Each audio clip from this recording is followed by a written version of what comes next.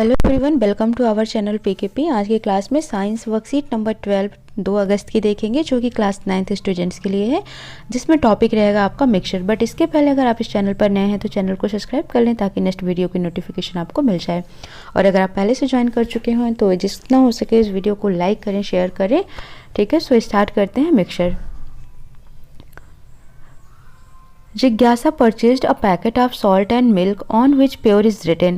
Here the word pure suggests that these consumable do adulteration in them.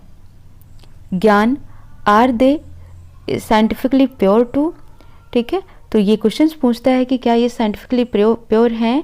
No दीदी, scientifically a pure substance means all of its constituents must have the same chemical nature, but here it is not so. Like milk is a mixture of water, fat and protein etc., which have different chemical properties. Most of substance matter around us is mixtures only like air, soil and milk etc. ठीक है, तो यहाँ पर क्या बोला कि क्या really ये साइंटिफिकली प्योर होते हैं, तो उसने रिप्लाई दिया कि रियली ये साइंटिफिकली प्योर नहीं होते हैं, क्योंकि जो इनके कॉन्स्टिट्यूएंट हैं उनके केमिकल नेचर सेम नहीं होते हैं। जैसे मिल्क है तो मिल्क में मिक्सचर ऑफ मिल्क और वाटर होता है, उसमें फैट भी होता है, प्रोटीन भी होता है, और इन सब के डिफरेंट केमिकल प्रॉपर्टीज होते हैं। प्रोटीन का केमिकल प्रॉपर्टीज डिफरेंट है, फैट का डिफरेंट है, वाटर का डिफरेंट है, तो इन सभी के केमिकल प्रॉपर्टीज क्या होती हैं, डिफरेंट होती हैं। दैट्स वाई हम साइंटिफिकली इनको प्योर नहीं कह सकते हैं। The substance that are formed by simple mixing of two or more pure elements or compounds where no chemical reaction take place are called as mixtures। ठीक है, तो जैसे हम 2 या मोर देन 2 सब्सटेंस को आपस में मिलाते हैं और एक नया हमको सब्सटेंस मिलता है, तो वो क्या कहलाता है, मिक्सचर कहलाता है। फॉर एग्जांपल जैसे मिल्क लिया आपने और वाटर लिया, तो मिल्क और वाटर का रिएक्शन हो गया। ठीक है, दूसरा अगर हम बात करते हैं, हमने शुगर लिया और इसको वाटर में मिक्स कर दिया, तो ये क्या है, एक मिक्सचर तैयार हुआ, और मिक्सचर बनकर ये क्या तैयार हो जाता है यहाँ पर, तो शरबत बनकर ये तैयार हो जाता है। ठीक है, तो इस तरीके से याद रखना है आपको। The component of a mixture can be separated by physical method like filtration, boiling, using a magnet etcetera. ठीक है, तो जो इनके कंपोनेंट हैं मिक्सचर्स के, उनको हम सेपरेट कर सकते हैं फिजिकल मेथड से, जैसे फिल्टर कर दिया, बॉयल कर दिया, या मैग्नेट का यूज करके फिल्टर कर दिया। ठीक है, तो इस तरीके से हम इनको सॉल्व कर सकते हैं। तो मिक्सचर आपको समझ आ गया।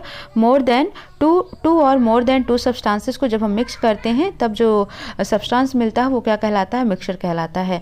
ये 2 टाइप्स के होते हैं, एक होते हैं होमोजीनस मिक्सचर, एक होते हैं हेट्रोजीनस मिक्सचर।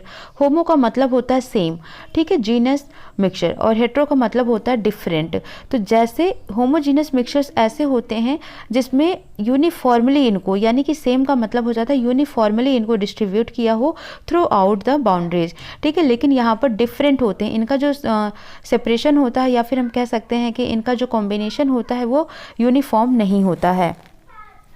जैसे एग्जांपल लेते हैं, हमने क्या लिया, शुगर लिया। ठीक है, तो शुगर को जब वाटर में मिक्स करते हैं तो एवरीवेयर, अब जब शरबत बनके तैयार हो जाता है तो हर जगह मिठास एक जैसी होती है, ऐसा तो है नहीं, कहीं पर कम मीठा हो कहीं पर ज़्यादा मीठा हो, है ना। तो जब शुगर मिक्स हो जाता है वाटर में अच्छे से तो हर जगह उसका मिठास एक जैसा होता है, इसलिए हम कहते हैं ये यूनिफॉर्मली डिस्ट्रीब्यूटेड हो गया है। ठीक है, वहीं पर अगर हम सैंड और वाटर की बात करें तो सैंड जाकर कहाँ बॉटम में बैठ जाता है। ठीक है, तो इस तरह हम देखते हैं कि क्या वो एक सेपरेशन दिख रहा है इनके बीच में, नहीं दिख रहा है, मतलब एक यूनिफॉर्म डिस्ट्रीब्यूशन दिख रहा है, नहीं दिख रहा है। ठीक है, इसी तरीके से इनके बीच में हमको सेपरेशन बाउंड्रीज नहीं दिखाई देती हैं, लेकिन इनके बीच में जैसे ये सैंड हो गया यहाँ पर और ये वाटर है, ठीक है, तो इनके बीच में हमको एक बाउंड्रीज दिखाई देती है। तो यही पॉइंट आपको लिखे हुए हैं यहाँ पर। A mixture in which the constituents are uniformly distributed throughout without any clear boundary of separation, the constituent are not easily visible. Example mixture of sugar, salt and water, air.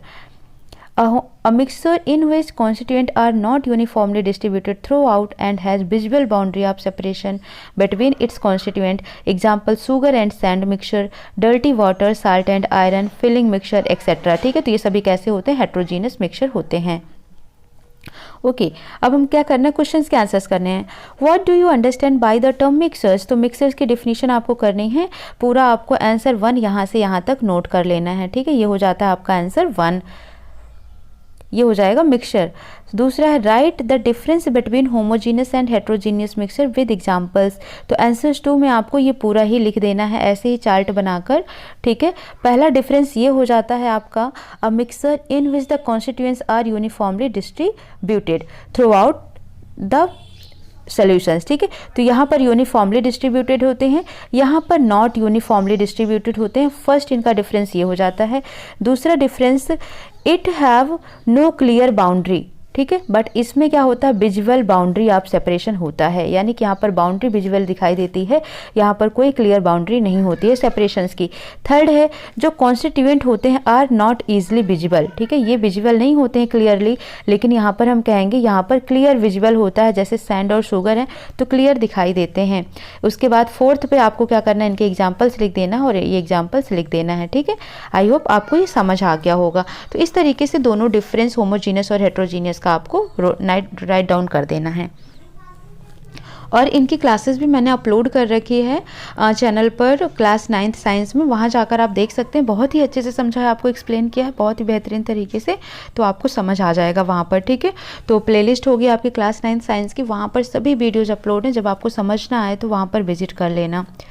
Next है third number question, categorize the following as homogeneous and heterogeneous mixture like mixture of chalk and soil. तो chalk and soil इनको आप separate करेंगे तब भी ये दिखाई देते हैं, अलग अलग रहते हैं, एक जैसे मिक्स नहीं होते हैं, तो ये हेट्रोजीनियस मिक्सचर होंगे।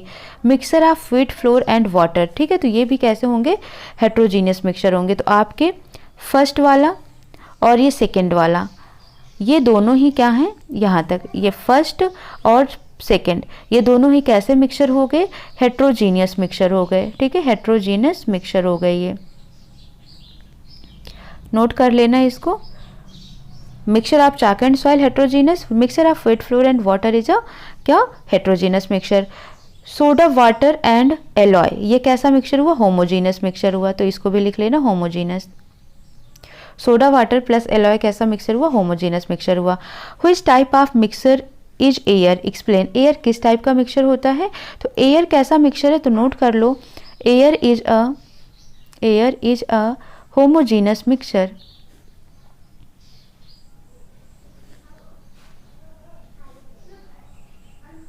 because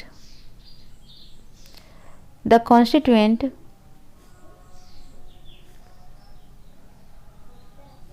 like carbon dioxide, oxygen, nitrogen